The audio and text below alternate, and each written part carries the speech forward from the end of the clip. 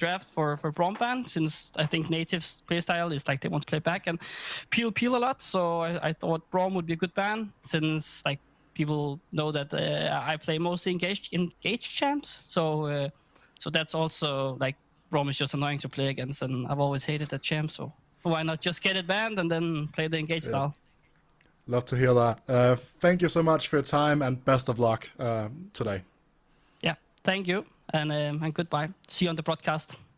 Buckle up! Big changes are coming to the NLC grassroots system, and here is a full rundown of what is coming. The Northern League Championship, commonly known as the NLC, covers the northern part of European League of Legends and feeds into the prestigious EMEA Masters Tournament system. The NLC combines Denmark, Finland, Sweden, Norway, Iceland, Malta, Ireland and the United Kingdom into one ecosystem, and now the grassroots scene is getting a revamp. Today, the NLC consists of 4 divisions. Moving forwards, divisions 3 and 4 are dissolved and will move back into a national system spread out over the 5 sub-regions of Denmark, Sweden, Finland, Norway and the United Kingdom and Ireland. Fear not, Iceland and Malta, you're not forgotten. Players from these 2 countries can freely roam as residents in all 5 sub-regions. Each sub-region will be operated by a trusted local tournament organizer. Maybe you recognise any familiar faces. National competition is a part of our region's roots, and now it's back to revive the spark and thrill of national rivalries that we used to love. Hold on though, that's not all. In addition to the national leagues, a brand new NLC ladder will see the light of day. On the NLC ladder, teams can join at any point during the split and compete. By challenging other teams to a match and winning, teams can rack up points and climb the leaderboard, taking all of the best parts of your ranked ladder experience with your team straight into the NLC ecosystem. Look out for more information about the ladder system later this year. Now onto the part that all sub-regional teams are fighting to reach, the NLC Regional Promotional Series. The NLC RPS is an interface between NLC Division 2, as we know it, and the new national leagues.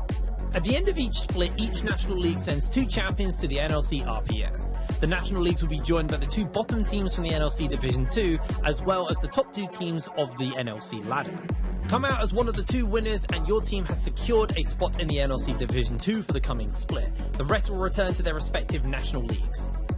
With all of these new implementations, the competitive year will be divided into 3 splits for our sub-regions: spring, summer and autumn. The NLC Divisions 1 and 2 will continue as we know it, with the spring and summer split.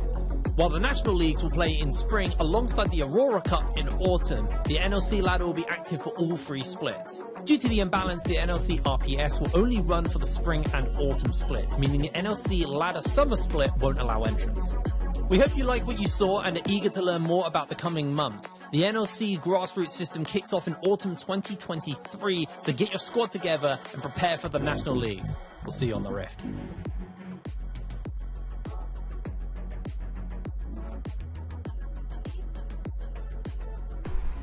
Hello everybody and welcome back to the NLC. We're getting ready to go into game number 2. It's going to be UniQ versus Vanir. We've already had one big upset with Verdant getting slammed by Fourth Wall. And now we're moving on to the team who beat Natives yesterday in a pretty intense game as well. UniQ, who are at the bottom of the tables right now. If they lose this game though, they are in a little bit of danger. Right now they're actually tied with Vanir 4-9.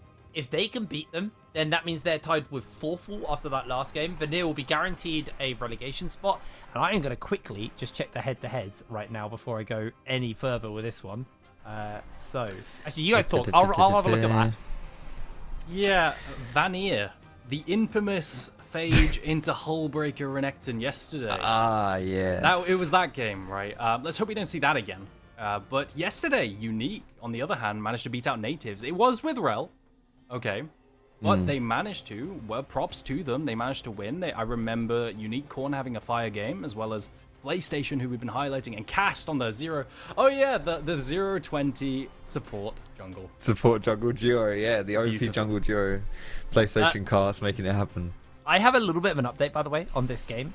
So, if UniQ actually do win this, they have to head-to-head for Fourth Wall. Meaning that Fourth Wall, even with that amazing upset, get knocked out and go into relegations, and Vanir go into relegations as well. So if UniQ win this game, they avoid any tiebreaker scenarios. They are just out of relegations entirely. And save Fourth Wall. Yeah.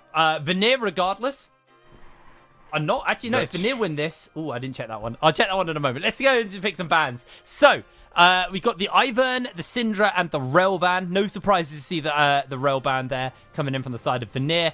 Let's see what the next couple of picks are going to be as the Tristana is taken away from Vanir. Yeah, so I was just double checking the head-to-head. It says they've split 1-on-1 with Force War with UniQ. So I don't... Unless I'm... Oh! I was looking at their... I was looking at the head-to-head versus Vanir. So that's completely redundant. So there is a tie either way. Okay. So Liam Cole sniped away with this Aphelios. He does love his Aphelios. There's a lot of hype in Twitch chat always about Liam Cole Aphelios. That's been banned away. Rel banned because it's OP, but also because PlayStation has been the primary engager on his team and has looked incredible on it, right? Gives him a lot of agency. Yes. After that, we have a bunch of OP bans, right? With a Blanc being banned, Ivan being banned, and Syndra banned towards Harbo as a target ban. Kai'Sa picked up. Let's see what they match with. I am looking at Rumble, Renekton, and other picks of this nature. Oh, and Xayah too. Xayah Rakan. I want to see comfort from Vanir. They went out of their wheelhouse a little bit last game. Harbo was playing Azir, Liam Cole was playing Kai'Sa, and these are champions that both those players had never played before in the split. And I'll be honest, they didn't really look good. they looked uncomfortable, like they just didn't really know their champions' limits, or it just didn't look like Harbo and Liam Cole. And these are two quality players, two talented players, and I want to see some more out of them. And I don't want to see anything too different here. And Liam Cole slapping down that Xayah, that is his most played champion that isn't named Aphelios, so not too surprising to see that. Ooh. I honestly wouldn't be sad to see I wouldn't be sad to see a Rakan, because it also is a good deny from PlayStation, but that is going to be that blind. Well, I don't know, it depends if you think Kai'Sa's going mid, but it's going to be an Ahri in mid for Harbo. Yeah, I wonder if we'll see Lee Sin, Lissandra come out as an answer. They do this a lot, Vanir. They like to drop Harbo, they pick him away early, right? And give priority to the other roles with counterpick. Still, it does open up some questions regarding champion pool. Still, I wonder what they're going to counterpick with on the side of UniQ. I do imagine it's going to be Lissandra. UniQ Cornez highlight played, but it is going to be the Rakan denial for the Xayah Rakan duo. I think you have to have seen that coming, right? Yeah, I don't know. I just think it would have been really good. You've got Xayah Rakan, which is brilliant. I guess there are still some counters, like you're afraid that, that UniQ would pick something that's good into Xayah Rakan. Like Morlus with... Yeah, there are some champions available still that are good there, but I don't know. I think it's such a good deny from PlayStation. Like, he's so good on these style of engaged champions, and you saw when UniQ win, he is kind of like that catalyst of having just being able to engage and having that kind of support style in the bot lane. So it's a good pickup though still from PlayStation. It's going to be the Maokai in response to cast for PP back. Yeah, this is a pretty weird one. I won't lie. They picked up some peel for themselves versus the hard engaged composition that's probably going to come out with that Kai'Sa. But you now have Maokai Ahri as a duo, and this does not scream very good to me, right? Typically, you pair up Ahri with, like, AD junglers that work well off of the charm and the layering of the CC, but, like, Maokai Ahri historically just has not been the best. Target bans coming in for the side of the team with the Rakan, Nautilus coming. I wouldn't be surprised to see Leona banned as well as another alternative. Still, though, what are you going to pair off with this Maokai with? Jace could come in, then you secure the Jace composition, and you have more poke and long-ranged. Again, we'll have to see what they prioritize. Absolutely. Well, there's going to be the Poppy as the final ban, along with that Kled. So it felt like the UniQ work are pretty ready, whatever is going to come down. Now looking towards probably their support here, then look to blind pick the... counter pick that top lane. Yeah, I just want to drop in real quick. Usually you don't blind Alistar. I know I'm talking hovers and I shouldn't, but usually you don't blind pick Alistar because of Sylas. If you get Sylas into Alistar Maokai, it's kind of GG. So I really hope they don't do that and they prioritize something else. Yeah, thank goodness. It's a much better pick. That or Leona would have done the job. I like the look of this, though, honestly. Obviously, Blitzcrank is like the quintessential sink or swim style champion. If you land the hook, he's great. If you don't, you're utterly useless. Yeah, I like that. I also think it's really good when you've got the kindred zone and stuff to like pull champions away and to isolate them. Unicorn, if he does decide to go for that Azir, I mean, so they were hovering Lissandra, but there's lots of different champions you can play here. But I do think he is good on these more control style mids. So seeing that Orianna being slapped down, I do think Unicorn is good on that type of champion here. Now it's just up to Uko, and I think you just stick Uko on a dog champion here. I think you just get him doing some kind of boring topside duty that just absorbs pressure, plays weak side, whatever. Like I don't think you want to do too much. Anything too special there, so any of those champions would work. It's going to be that Cassante finally, which has fallen out of favor, but still a solid choice. Yeah, I'm assuming it's going to be Renekton for the side of Katana. Katana loves his Renekton, he loves the Juggernauts, and it does really well into the Cassante. So, and they need some AD, right? So whatever he picks, even if it's not Renekton, I've got a fly in my face, it's probably going to be some kind of AD Juggernaut that counters Cassante, and I am leaning towards that. What noise do German flies make? What noise do German flies make? Is that a question you actually just asked? You stunlocked me. I don't know how to answer this question. What noise do they make, Foxy? Come on. I don't know. It's not a setup for a punchline. I'm curious because obviously we're in England here, and you're in Germany. So all I know is that Berlin's technically a swamp. So can you close that window? Well, Aragon's not in Berlin, so is he not? Oh, okay. I won't lie. You've completely lost me with this whole tangent about swamps and flies in Germany.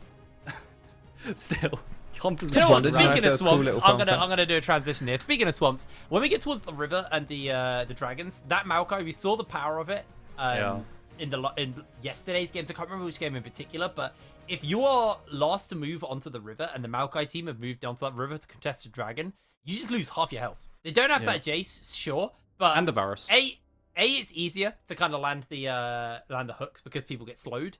But man, I don't know, dude. Like this could be real rough actually moving into that one. On the other side, I do feel like I'm more confident in UniQ. I think UniQ Korn yesterday, while he didn't get MVP, he was my MVP. It was good, He played so good on that Victor. He really carried the mid game and early game for UniQ when they were struggling. They were really struggling. One thing to note as well. Regardless of the outcome of this game, Vanir are in relegations. They are down on the head-to-head versus Fourth Wall, who, if they win this game, they tie with. So Fourth Wall they're out of relegations regardless. But the base for Vanir right now is, they're in relegations. It's all about UniQ trying to avoid that relegation spot themselves.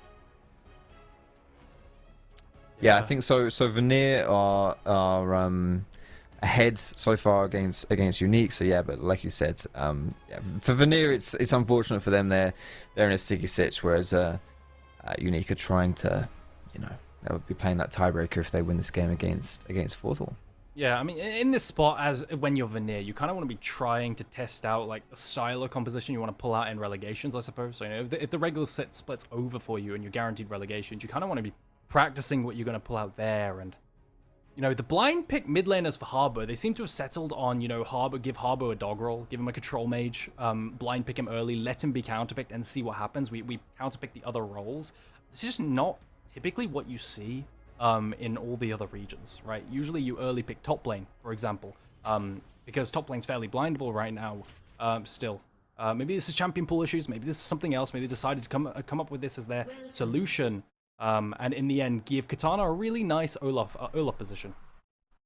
Yeah, absolutely. We are quickly going back into the game. I think we had the chat open, that was why. There we go, back into the game. Vanir doing what you do with a Blitzcrank, which is walk into the enemy jungle and hope to find them. The problem they're going to have is the other side of the map is where all 5 of the other team are. So it's just going to be a little bit of scouting information caught out there by the side of Vanir, although they are willing to commit for this a little bit further, just in case somebody is waiting around. Yeah, that's a terrifying level 1. Olaf Qs and Blitzcrank Q as well. It's a little bit scary. You line that up also with an RH arm, and it's kind of a good thing they didn't run into each other. I'd be very scared if I was the side of UniQ. Still, though, nothing gonna happen. Ward drop down now on the blue buff of UniQ. Gonna help the scouting for the side of Vanir. Gonna help the laners to know where the enemy jungler is, where cast is, and be able to set up their waves accordingly. So, we might be in for a bit of a map split here. Let's see how this goes. Alrighty, well, that is going to be the game plan. Let's see if they're going to be aware of it. Vanir do see that blue buff happening, so they've got the information that this map split has happened. And I'm curious who you think this is actually going to play into then. Because both teams splitting the map, are the side of UniQ going to be happy with this or Vanir? Or is this just kind of like a net game for nobody? I think this like guarantees control of the bot side of the map if you're unique, and like if you manage to get the flip for the mark on the bottom crab, then you're laughing. Mega happy. Itano just ghosted that. Yeah, that was a little peculiar, I won't lie. Now, you won't have Ghost for the bounce back. It's usually you don't see Ghosts level 1 for this reason. You'd rather hold it for them. The wave comes out further and you run them down longer. But to answer your initial question, Hiprain, who does this benefit more? I think it benefits Unique more. Honestly, Uko's going to be left to dry really, really badly on a wave bounce back. But still, if a Blitzcrank cannot play to permanently run up and hook you, right, he's pretty miserable. And Rakan gets to scale for free and then roam eventually. So I think this is pretty good for the side of Unique. Gonna get full wave control because they're permanently scared. What is Pipibat doing? Yeah, that's what I was wondering. He's looking to invade the red side. Ooh. He has pressure in the mid lane, I guess. But I think Cast has now spotted him out. They've got pressure bot side. And this does mean that they could just rotate over. Cast is just going to move towards his blue side. And this match split is very bizarre. Harbo catches out onto PlayStation. PlayStation, not in the best position. Needs to run towards Unique corners. Pipibat's going to keep the chase down. They have that level 3. They are going to chase forwards. Getting the shield onto PlayStation. PlayStation jumps out with that second E from the battle dance. Gets another shield off. He's low. Harbo finishes him up. Here comes Garfield. Maybe he wants some sloppy seconds. No, not going to find it. Unicorn just bullying Harbour around. He should be able to get caught here. There's a flash. Unicorn has no setup. Yeah, your cast is way too far away. Pipibat actually is still going to be able to invade and take away this red buff as well at the end of that. First blood to Harbour. That's very nice stuff there for the Ahri. Going to have the TP as well to get back into lane. And good start here for Vanir. Yeah, good stuff on the side of Vanir. Actually, Harbour securing priority, right, versus counterpick. Managing to move with Pipibat. I thought the bot lane from the side of Unique would manage to move, but I think PlayStation, he might just be gone again. Yeah, I'm not sure what the hell he's doing. Yeah, that was at least Garfield gets the kill, I guess, but that was questionable. I'm not gonna lie. Little bit of a weird one. Now full bot side river control. On the plus side for the side of Unique, you do get that mark in the top side for that Kindred, but yeah, I thought for sure Cass would be able to contest that red buff with that Rakan, with that Kai'Sa, but it looks like Rusty Sniper wanted to get that recall, and PlayStation just keeps getting caught with his pants down in that river, and now does look like everyone's on reset. Pipibat trying to find those kills, and teams are probably just going to go back to their respawning camps. This lane swap, actually, or this kind of map split, which didn't really end out as a proper map split, has really favored Cast, because Pipibat did a full clear red side, and then hasn't actually been able to do a full clear of Cast blue side. So he's actually been able to full clear most of these camps, and actually Cast is up right now in gold quite significantly. He's got quite a large camp lead. Gonna head over, get those wolves as well, and he's actually not been too heavily denied here. He got a stack as well. He got that first stack on the crab, so he's happy there. Pretty decent items in his inventory too, with just 2 boots from Pipibat, which is a very standard first item buy here. Allows you to move around the map more, walk up to people faster to get the twisted advance. But it doesn't really give you any combat stats, whereas Cassie obviously gone for the complete opposite, extra AD and some attack speed too. So he will be kind of scary if Pipibat ever runs into him. He will have that advantage. He's going to just keep clearing for the moment, however. The honest chickens are moving to the top side, but even though he's parting topside, you can't imagine there'll ever be anything happening there between Uko and the Cast. He's just never ever going to show top unless Kitana does something crazy and overextends or whatever, but it certainly won't be on his radar too much.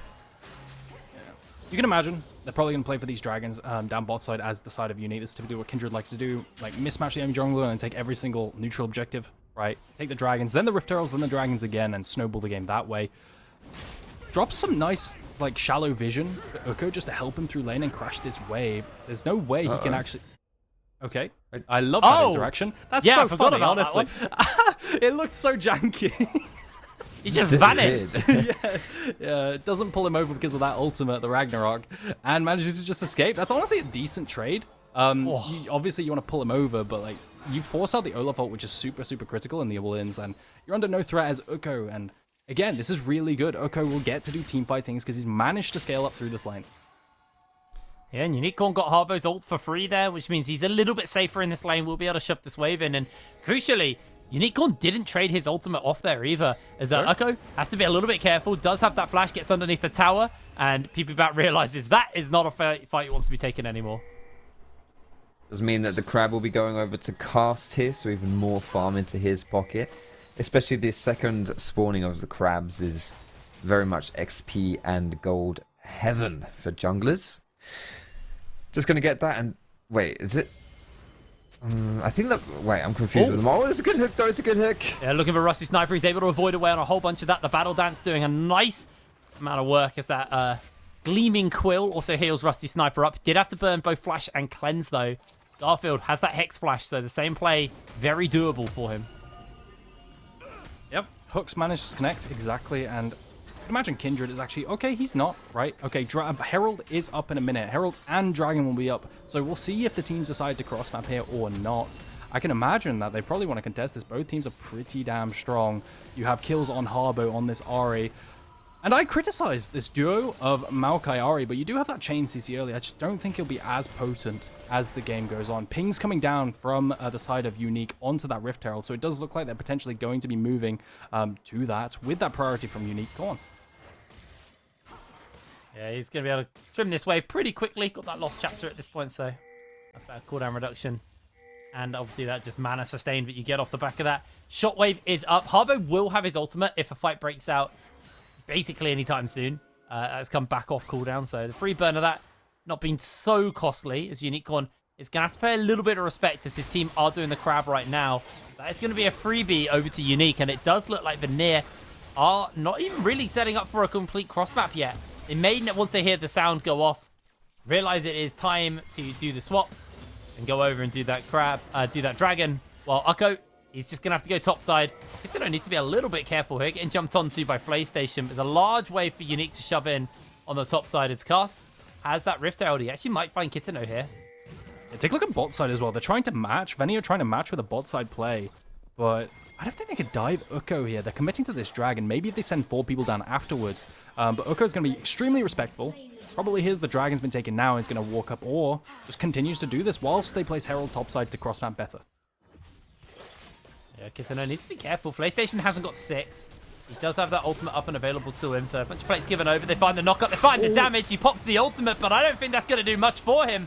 Beautifully executed dive. Meanwhile, Ukko, he's in danger, looking for PPBat. PPBat's able to finish him up, but the slow might be enough. No! Breaking out of the line of sight in that last second. Does not go down to the tower. That was 2 criminal deaths right there, though. Surely, like Kitano and Ukko both knew exactly what was happening here. Unicorn, though, gets the ulti. Yeah, Unicorn actually might be getting himself in danger. One last charge, able to avoid away on that Spirit Orb. Will be okay. Yeah, that was. It was just. I don't. Yeah. Classic top laners. Yeah, dying to every cross map. This is just plaguing the league at this point. I've seen this too many times now. But yeah, I completely agree, Foxy. This top laners should not die there. Acknowledge. It wasn't even one of them. It was both of them as well. It's just. Yeah. A TP coming down. Tragic. Oh, PPBat, you are donezo. Unicorn gets himself killed. And the red buff denial has happened. They've been able to stop that from going down. Meanwhile, Cast can move over. If he wants to get that third mark, he's able to do so. PPBat's not up for another 6 seconds, and PlayStation can just sit with him and make sure he's nice and safe to get that third mark. Yeah. Now, game's back in a bit of a neutral state. You see them trying to go for this mark. They're gunning for that mark. PlayStation does have 6, and he has ultimate, so maybe they can like leverage the bot lane prior that they just got with Rusty Sniper to secure that. There's a lot of people coming down bot side, though. Take a look at all of Vanir, right? That's a 4 stack right there, and Unicorn is in mid lane. Unless they burst out Garfield real quick. Garfield's low. That's going to be a big ultimate. Able to get Rusty Sniper in time as Garfield's able to survive for just a little bit longer. They find themselves the turnaround, and down go all of these members. Double kill for Liam Cole. Vanir just take 3 off the map in an instant. 3 kills for Vanir. Very happy about that one. It was, again, initiated by UniQ, but a bit disrespectful if they don't have full vision and full eyes of specifically what Harbo was doing there, because they knew Unicorn, their mid laner, was sitting in mid. It's going to be a risky play right there, and the Land's Respite unfortunately actually avoids any kind of trade back kill there too, as it saves Garfield's life, keeps him alive in that play. 3 kills, and most importantly, kills going over to members that want it. As you mentioned, Liam Cole getting a double there. very happy about that one, accelerating himself on his lead in the bot side. The carries from Vanir did not have a great game yesterday, but so far, early days in this one, off to a much better start.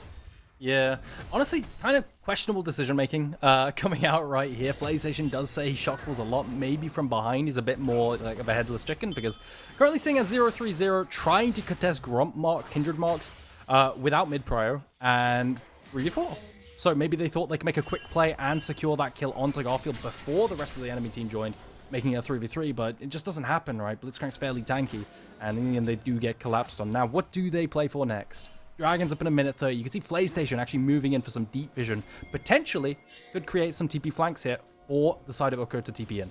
Oh no, PlayStation's caught. Oh, Caught no. by the Power Fist. Knocked up, finished up. He ain't getting away from that one. That flash was optimistic, if I'm going to be honest with you. This man loves grey screens. Whether it was this game or the game before, honestly, he just, yeah. Uko, though, he should be getting run down. Oh! Nope. That Takes the doesn't tree save with him. surely. Dodges the It arcane might. smash. The Twisted Advance should just finish him up here. There he goes. Bye-bye, Uko. A valiant effort, right? A valiant He effort. tried. Yeah. Tries to get out of there using the ultimate, but it catches up to him. I think that's like post-buff Maokai. I'm pretty sure in the past it would have, like, a long time ago, of course. It would never have caught up to you, but still managed to catch him dying topside. Not the best showing for either top laner, still alright. But plate's going to come down to Kitana here now. Remember old Maokai ult? The big circle? Yeah, the circle around. That was man. so broken. So boring as well. I had that Lame useless ulti. phase as well, where you had to place it on the ground. Yeah. At least now, Yeah. then they changed it so it followed him for a bit, and that's when it was really good. But when he used to place it, everyone just walk off it, and then it'd be like, all right, this ult's useless. It was damage reduction, right? It was damage reduction. Yeah. Yeah. I don't think you can balance Yeah. that, especially when it follows Maokai. Still, Rift Arrow coming out now, teleport and a cross map onto the jungle camps. Doesn't look like UniQ want to contest this, this dragon, as Tano has that Hydra.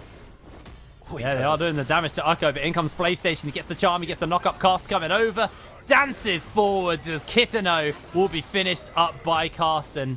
They didn't get that last plate, but they do get the damage onto the tower. Should actually be able to trade out for first tower here, although Harbo has a wave in that bot side as well. It looks like that race should be won by UniQ. Nope. Wow. There it is. Harbo's going to get the first blood tower bot side. Lots of gold for him. Very happy about that one. Second dragon as well for Vanir. This early game's really doing numbers for Vanir. Important thing to know, though, of course, is that UniQ, you can never write them off. They've had some very sloppy early games before and come back against some very tough opposition. So Yeah. never ever can count these guys out, especially when you see like the likes of Cast here. Would have picked up, I believe, at least his 4th stack here. I think he's generally hit that number 4 already, which is pretty fast, honestly. Obviously, number 4 is that magic number for him. Trying to take away the Herald here. I'm not sure if he's going to get stopped by Maokai, or it might just be free. He's just got it. He'll be recoiling instead. Rusty, I think he should be fine. That was There's no hook cooldown. definitely A interesting little bit positioning scary. from him. Just a A tad. little bit scary. But okay, Jake, Foxy. You know that meme from The Simpsons with like there's two monkeys in the middle of like the crowd of Yeah. it On the feels like boat. both top laners dying to cross maps is just the name of that game. It's just both Yeah. top laners. Oh, no! He's done! No, he dodges! He flashes! The ignite burns out! He jumped out of He the ran land's out of it? respite! No. There's no way! Rusty played that so right and then so wrong. Oh no, it's tragic. Yeah, that just... Right, I don't know. I have no words. You just... unfortunate. That's a feels bad man for Cast as well. Slapping down his cooldown and then not actually getting anything out of it. But yeah, hopefully, you know, you learn your mistake on that one. That's happened. You move on and it doesn't happen again in a potentially a bigger team fight. It's UniQ now, just going to lose that member, but more importantly, the resources dedicated to that play means that Kitana can just get top. He should get this tower, even if he dies. It's totally worth it. Oh, he might Tano. get one in response! Still, UniQ yeah, is it's- starting to get quite strong though. Cast is 3-1 now. He's got that Triforce, he's got another half-bound axe. Like, he's actually getting relatively strong at this point. Oh, no. Pick comes into Garfield. He's definitely dead here. But it's just a lot of random picks going on right yeah, now. this is... it's a little bit confusing. Still, good job with Katana securing that tier 2. It's honestly probably worth his death. He's honestly probably not worth very much gold at all. Probably 200 at best. Still, all said and done, that's 2 dragons over the side of Vanir. 3rd dragon will be coming over in 2 minutes 30, and crucial item components are coming out as well. Maybe 2 items by the time that dragon spawned for both the AD carry in Liam Cole and the AP carry in Harbo. Rift Herald spawned as well, and they probably can use this priority to move into the jungle and pick up PP Bat. Oh, PP Bat has to flash away. That was rough for him. Rusty Sniper may land himself that last little W just for poke, but that's not going to be the case. How many marks is cast on? That's what I want to see. 4. Okay, so that's big. That's the major one. Yeah, 4 of the major ones to increase your attack range and your Q range, and every 3 marks after that does the same thing. So yeah, he's pretty spooky, especially like the range is quite important when you consider the fact that you are trying to navigate some skill shots that could otherwise be very detrimental for you. Obviously with the Ari charm and the Blitzcrank hook, further away from those targets you can be, easier it is to avoid all that danger. So yeah, big stuff there for Cast. Good start as well, considering we're sub 20 minutes in professional. To have your 4th stack is good. As you mentioned as well, Jakey is getting kind of big. He's got that Triforce and going towards, I think that might be a Wit's End. I'm not 100% sure, but he's going to be getting that 2nd item soon. Obviously Kindred, one of the more scaling damage orientated junglers, really does want to get those items going. Yeah, and just to bring it back to like the compositions and how they function, because team fights are just going to be aplenty soon with these dragons spawning up. You have a front to back composition on the side of the Unique, right? You have that 80 carries, you have your 80 carries, and then you also have a big beefy frontline and Uko on this Cassante. And how do you manage to pull off, you know, for example, just like creating space for Rusty Sniper and Cast hit, as well as how well do you use that Orianna Rakan combo to create space also? And then on the flip side, how well do you peel back? I mean, the problem with, and I've had this the entire time with Vanir's composition, is does separate things. Olaf really doesn't want to kite backwards, which is what Maokai and Zaya wants to do. He can only run in, so a little bit out of place, but Maokai coming down. Coming in to get everything onto Rusty Sniper. He's immediately popped. That's going to be a big shockwave. Big knockup. They do find a turnaround. Akko now trying to do some work, but he has lost his entire team. An absolutely colossal fight for Vanir as Unique crumble. And Blink and you miss it. That fight lasted like 2 seconds. All the damage coming through from Vanir, despite the fact that Cast was able to buy some time with the Land's Respite. Easy team fight there for Vanir. We'll be leading into the 3rd dragon of the game as well, which puts Vanir on Soul Point, the Mountain Soul, which is obviously one of the more impactful souls as well. Very scary stuff here for Unique. I said you can't write them out, but honestly, if they keep losing little fights like this, to be honest, quite a big fight, things aren't looking too good for them. Yeah, and 2nd death of someone walking out of the Kindred ulti. Unfortunate, I think this time it was PlayStation. But yeah, no, I want to highlight a player who hasn't been doing too hot, right? I even made a meme about them earlier. It's Kitano. He managed to have uptime on his ulti there for a solid, I don't know, in that entire fight, 20 seconds, right? And he was just hitting the entire time. And Olaf, when he's in densely packed situations, managing to dive the backline with that ulti, as I think I've got to hold that as they've started Baron here. I wonder if they'll get away with this. It looks like PP Bat's aware of it. He does have that twisted advance to lock them in the pit, but the Baron going down very quickly to the double lady carry. Nice and quickly finished up. They pull back one. It's not the jungler though. Ukko, he can tank this up for now. The Baron is secured. The gold is gifted over. Kitano eats a shockwave and twisted advance runs shy. Unique, honestly, can be very happy with that. Ukko just did his job of going down for the team. That was very smart. Really nice call as well from Unique. The TP from Unicorn was in bot side, and then as soon as that call came down, just instantly everyone dedicated towards it. A big highlight for PlayStation there. The blast cone play was crazy. Like PP Bat walked up to try and get some vision onto the Baron pit, and as soon as he walked onto the blast cone, right, PlayStation knocked him into the Krug pit. There was no way on earth that PP Bat could get in there to try and contest. Really, really smartly done, and never write these guys out. Never write them out. Unicorn, get the Baron, and it's an objective bounty too. Very happy with that one. Yeah, and now what we're probably going to see in the Siege, you're probably going to play for bot lane tier 1, right, as Ukko just holds the Olaf, because even with his Baron buff, you just cannot 1v1 this Olaf. He's on 2 items, and just the nature of the matchup in the first place. I would like to see them play this 4-1 out down bot side, secure that bot lane tier 1, and potentially try to hit tier 2 in the mid lane, although if you do that, you're probably going to get flanked, so it might be an unproductive Baron. May just be the case. Cast is actually looking to see if he can jump onto Kitano, but will be spotted out by that control ward. So it's just going to step away. They are still, unfortunately, revealing their location. Kitano now knows. Yeah. They know, and it's just going to back off even further. They're trying to attack the side laner, right? So they alleviate their pressure, then they're able to use the Baron somewhere else, which is a fine idea, but the problem is Kitano's just respecting it, right? And in the end, the timer on the Baron's, like, it's running out. Right now, they've lost full control of bot side, and they can't play for that tier 1 like I highlighted before. I think they just had to leave Uko on an island, have him just hold waves with that Baron buff, and I think it's going to be a negative Baron play. Yeah, well, Uko actually didn't have the Baron buff, so he couldn't even really use that. Overall, bad cast for them. Garfield flashes forward, misses it. They do get the shockwave onto him. He's finished up nice and quick. PlayStation on that backline gets the charm. They flash in. In jumps everyone else. Great Lamb's respite onto the backline to keep PlayStation alive. They find themselves a shutdown. Kill gifted over to Rusty Sniper. Knocker goes wide. Carries jump over the walls to safety. A triple kill picked up onto Rusty Sniper as he's looking for Harbo. He gets himself the quadra kill. Kitano on the run. Are they going to go for the Penta? No. Attention is elsewhere. They want to secure the win. Yeah, and Kitano, I thought everything, it was going to be done for Unique, but Kitano joins and everyone parts away from him, hops the wall, and Kitano's ult just fizzles. That looked like a beautiful moment for the Olaf to pop off, but everyone disappears. He's got no one to auto-attack, so his ult just falls off. And in the end, Unique take it. Is it 1 for 4 at the end of the day with only PlayStation falling? And this time, the Kindred ult actually lands. Not a negative power play. They did lose tier 2, but then they won the team fight.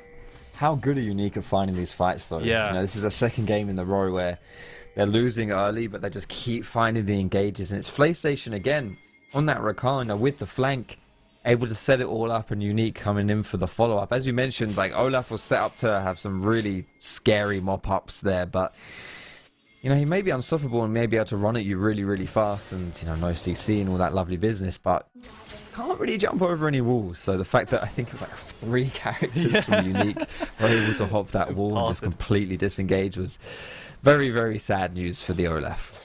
Yeah. But now, Dragon coming up. How do these teams set it up? As you highlighted earlier, Hiprain, you have to be in there. It's really hard to face check Blitzcrank as well as these Maokai saplings. It is not AP Maokai though. It is a full tank Maokai without any poke to back it up. So, going to be much easier to reclaim river here. You just have Uko on this Cassante, face check the river and the plants, and kind of chilling. This ward's going to do a lot here to highlight and protect themselves from these Blitzcranks hooks as they contest this mid prior. Yeah, there's not really too much Vanir can do right now. The is are going to get shoved in. There is a flank there from he's going to be taking out some of those wards. Able to finish up. There's 2 control wards in the Pixel Brush, but it's just playing in that fog of war for now. Another ward goes down, spots him out, so he has to back off. Now, Dragon has spawned. Remember, this is Soul for Vanir if they can get it. Unique wanting to play this nice and controlled. They want the pressure, but look at that flank for PP Bat. He can lock them all down. PlayStation jumps in. Knock up immediately lands onto Liam Cole. He pops the stopwatch. Rusty Sniper jumps onto the backline. There's the Featherstorm. Rusty Sniper has to be careful. Able to dodge away. Huge Lamb's Respite to buy some space, but everybody is bopped up airborne, and this fight has gone bad so quick for Unique. Rusty Sniper goes down, or does he? Yes, he does. He's finished up as Vanir. They played that very patiently, and it pays off. And it's going to be the Soul as well. That is Mountain Soul now over to Vanir. And just when Unique looked like they were clawing their way back into this game, they take the fight. That doesn't work. Another brilliant flank, of course, from PlayStation. How many times have we said that recently? But it's just not quite enough. And the problem is, like, you're not just losing the fight there, you are losing Mountain Soul. It's such a painful one as well, because Soul, you know, that Soul is so powerful, and it means as well the next dragon that spawns will be that Elder, which can have some big significance in how the rest of this game plays out in 5 minutes time. Yeah, absolutely. I honestly think these Maokai flanks have been so powerful though, because that Twisted Advance is like fully ramped up by the time Unique see it, and it catches them out. It's really, really starting to mess with Unique's game plan. I think it's been interesting because I feel PlayStation's playing these flanks like he's still on the rail, like he's tankier than he is, and he jumps in, gets immediately silenced by the Blitzcrank, and then just popped. And there's no counterplay to that when you're on like a squishier champion like that. Rakan, when you're on that Rakan. So it's been very hard with the stopwatch coming out and the Featherstorm as well on the Xayah. it's very hard to win that fight. And like you said, now they've got the Mountain Soul. They have an AP Kai'Sa. That just helps so much versus the poke from the AP Kai'Sa, because there's no follow-up poke. It's purely the AP Kai'Sa to do that poke for them.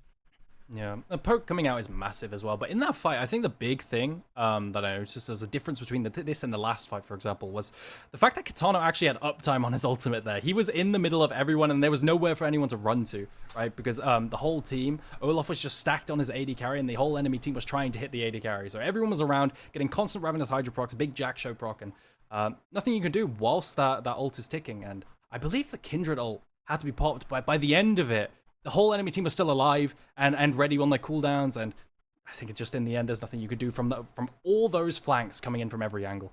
Yeah, there's a stopwatch as well from Liam Cole, right? I'm fairly certain he had both stopwatch and Featherstorm for that fight. You know, if he doesn't have one of those, then I think he just dies instantly to that flank, and that fight looks very different. Yeah, you have Rakan coming in to try and pop that Xayah ultimate and then have follow-up afterwards, but then you have the stopwatch just like you alluded to, so it's extremely difficult to play around. Yeah, that Xayah is not dying anytime soon. It's crucial that she does, because I believe she's 6-0 or has a very big bounty regardless. Still, we'll have to see how the fight's going forward. That Mountain Soul is going to throw a wrench in their plans. Yeah, it really is. It's so hard to call, though, because I still feel like these fights, like, one team wins one fight, one team wins the other fight. It's been so kind of on and off the fights we've had recently. It's hard to call actually how this is really going to upset the state of the game. I think it's getting to the point, though, where I feel that Vanir are starting to read UniQ and the plays that they're trying to set up, and are starting to pull ahead a little bit in these fights. I think the Xayah survivability is really actually the biggest wrench for UniQ, because they want to just pop them. But the Featherstorm, the stopwatches, obviously the stopwatch is only a one-time thing, but you have that Featherstorm, you just have that ability to kind of cancel or stay alive a little bit longer than you want. And then the Lamb's Respite gets forced out because someone on the other side is getting low. And then the Xayah gets to stay alive because of that Lamb's Respite. And like you're saying, Foxy, as well, when you got a Blitzcrank, that Lamb's Respite is a little bit scary because it just makes like the barrel for the fish to be pulled out of. Like, it's rough. It's rough. They're all clustered in that area. And it's like, as well, even before the Lamb's Respite goes down, a Blitzcrank hook is like the ultimate counter, because it means you pick someone out of position and you can either burst them down, like say it is cast, right? You'll burst him down before he can use the Lamb's Respite, or you can isolate and separate people away from the team. And when that happens, then you know they're not going to be in range to even get in the Lamb's Respite. So yeah, it can be pretty tricky to play into if you're a Kindred and there's a Blitzcrank on the enemy team. And to be perfectly honest, I just feel like the way this game has gone, like, maybe I'm being a little bit pessimistic here, but I'm not thinking that there's any like mega like giga brain play that Vanir are now adapting to UniQ. I just think everyone's smacking their heads into each other, and this time around Vanir are the ones that come out on top, and a big reason is the existence of Kitano. Look at this top gap right here. Like this, the strength difference between the K'Sante and the Olaf, right? K'Sante's not even got 2 items done, whereas Olaf's working towards his 4th. You know, like it's so mega in these fights. Also, just to kind of reiterate the stakes for this game, if UniQ win this, they go into a tiebreaker versus 4th Wall after 4th Wall won that previous game. If Vanir win this game, regardless, they are in the... Oh no, that might be a low robot. Shockwave, they actually do get a bit of a turnaround. Knock up onto 2 as well. In comes Rusty Sniper to try and get the damage down. There's a huge twisted advance to make sure nobody goes down. That's a fast That could be Baron though. Away. Yeah, it could be Baron. That PP Bat is very chunked out. Going to use his passive to get some health on that wave. It might just be too difficult, though. They're also chunked out, right? The side of UniQ are also chunked out and maybe scared of, like, for example, a Maokai over the wall or getting hooked whilst they do it. But also, look, bot lane, right? Yeah, UniQ are on a timer there to make a play because they're versus a split push threat who they can't really match. And Kitano here, he's going to get pegged by the Kai'Sa, and Kai'Sa's not going to opt to take the ultimate in. Kitano's being really annoying. Looks like it's going to be Baron for Vanir. Surely you just take Baron, yeah. But Vanir are very slow on the uptake here, but they should still be able to get it. Kitano's buying a world of time here. Oh, they actually get onto Cast as well, locking him in place. Garfield's in danger. Cast can jump over the wall. He can press that Lamb's Respite to keep it alive, but he's not going to go for it. Ukko in the middle of the whole team, getting the bot back onto a couple, so isolating PB Bat away from the team. UniQ trying to get the damage off. PlayStation on that flank. Kitano gets bot back. They're able to find themselves a return kill as Cast is taking out Garfield in the other side of the map. Ukko going a little bit low. They're able to find themselves a couple of kills already. Liam Cole putting some damage out on that flank. There's the Featherstorm. There's the potential turnaround from Vanir, but Cast is running Liam Cole down. Liam Cole's in danger. Kitano trying to come in and save the day. Cast is low. No way! And it's just so close, isn't it? The fight is so unbelievably close. It all starts with Cass not being able to make it into the pit because you have Garfield guarding the entrance at the side, trying to hop over the wall there. And in the end, it was just all on Liam Cole because he got to hold the ultimate for so long as he had no threats on him.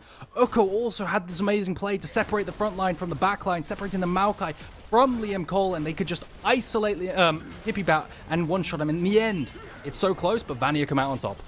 It's all the Kitano show this game, isn't it? He's so strong in these fights. He's too much. UniQ do not have any answers for him. I do feel perhaps that fight around the Baron was maybe even a little unnecessary. Like, Vanir had it all. They had their cake and they could have eaten it too. UniQ was way too slow on the uptake there. They wouldn't have been able to stop the Baron, and if Vanir takes Baron, does their best to disengage, and Kitano is still wailing on the bot side, UniQ had dedicated everyone into that play. Kitano could have gotten Nexus towers, and depending on how the fight went down, maybe even just like ended the game. But still, it's Kitano needs to be stopped. I don't think that UniQ have an answer for him. They haven't had so far, and I just don't know what they can do as this game progresses.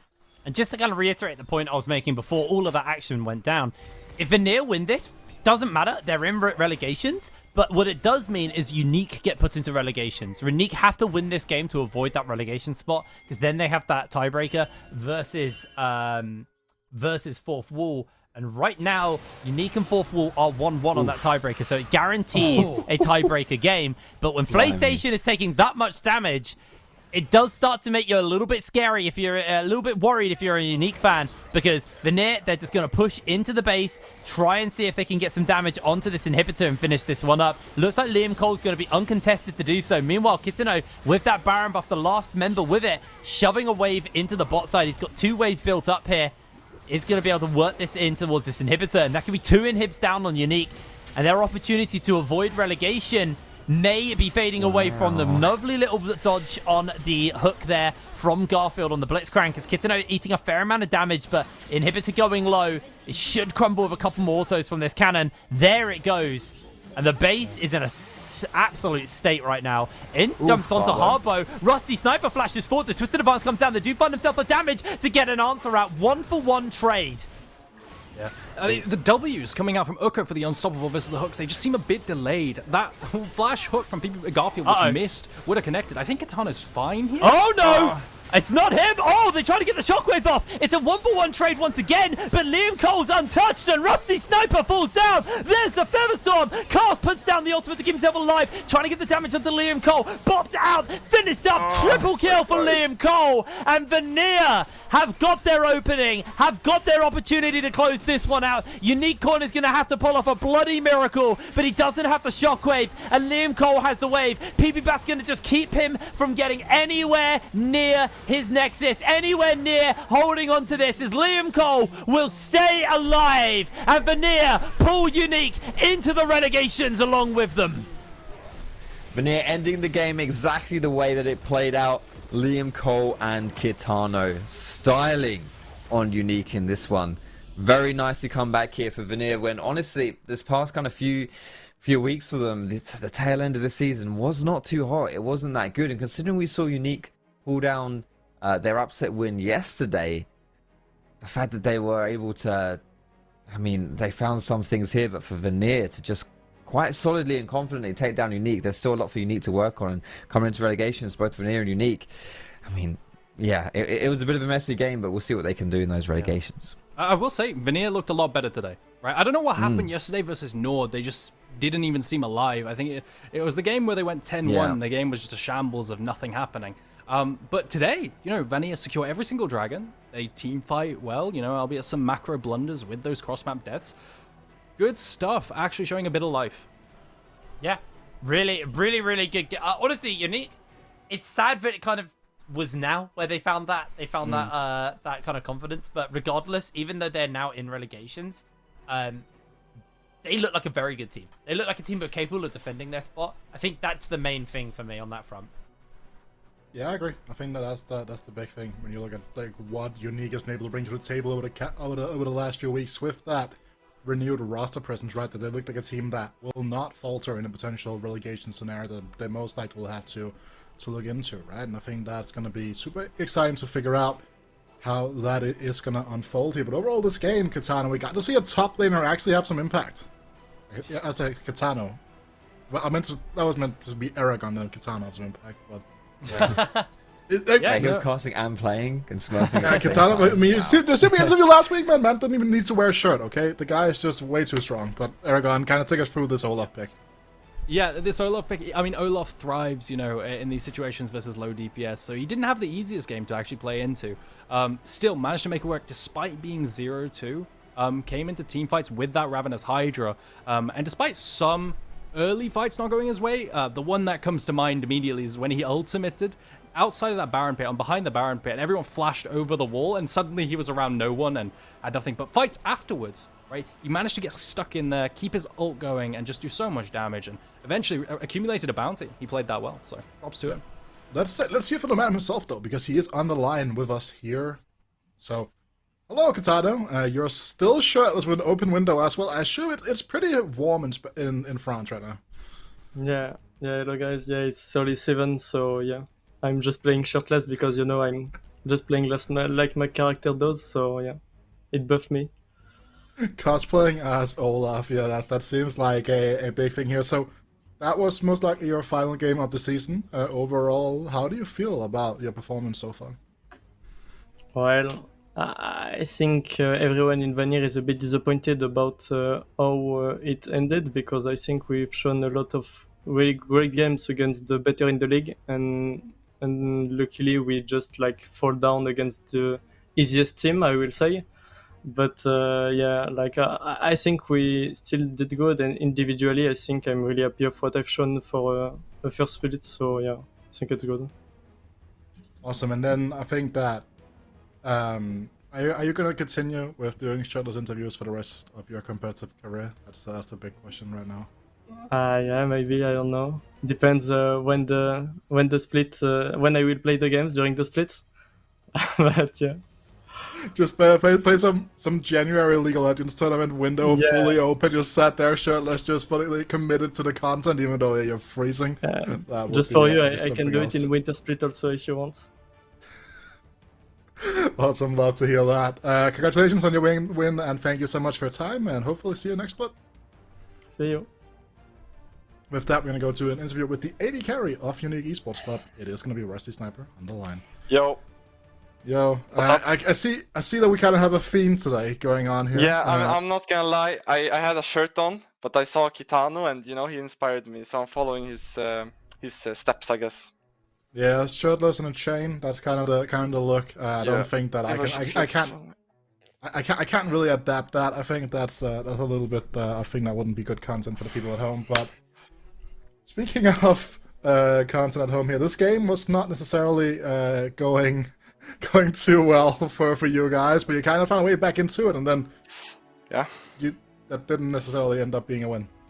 Yeah, I mean, let's get straight to the point.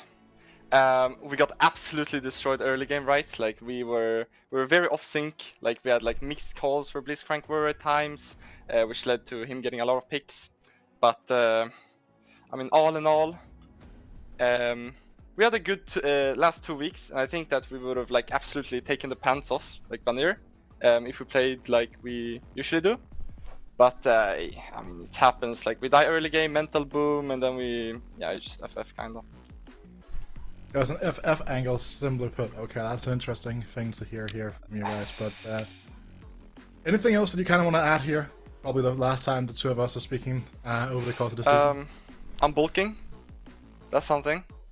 Yeah, I'm looking to get even bigger. I don't know if it's possible, but hey, Sorry? Yeah. Are you doing the clean bulk or doing the dirty bulk, as some people also like to? Dude, I'm doing all of the above, man. Like, I'm doing the craziest bulk ever. Just wait and see. The next split I will come here and you won't even recognize me. Alright, let that be the closing note of this Yeah. interview. Thank you so much for your time, Rusty Sniper. No worries, man. You're welcome. And with that, we're going to go to a short break. When we come back, we're going to be ready for our match of the day, so don't go anywhere, guys.